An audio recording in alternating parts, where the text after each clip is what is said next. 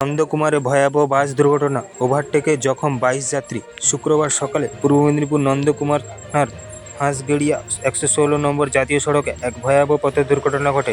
সোলপাট্টাগামী একটি দ্রুতগামীর বাস অন্য একটি বাসকে ওভারটেক করতে গিয়ে রাস্তার পাশে দাঁড়িয়ে থাকা একটি ট্যাঙ্কের পিছনে সজোরে ধাক্কা মারে। এই ঘটনায় বাসের অন্তত 22 জন যাত্রী আহত হন। স্থানীয়দের সহায়তায় 14 জনকে তাম্রলিপ্ত মেডিকেল কলেজে ও বাকিদের খেজুরবেড়িয়া ব্লক প্রাথমিক স্বাস্থ্যকেন্দ্রে ভর্তি করা হয়েছে। আহতদের মধ্যে একজন অবস্থা আশঙ্কাজনক। দুর্ঘটনার জেরে জাতীয় সড়কে বেশ কিছুক্ষণ যানজট সৃষ্টি হলেও নন্দকুমার থানার পুলিশ দ্রুত ঘটনাস্থলে পৌঁছে পরিস্থিতি নিয়ন্ত্রণে আনে।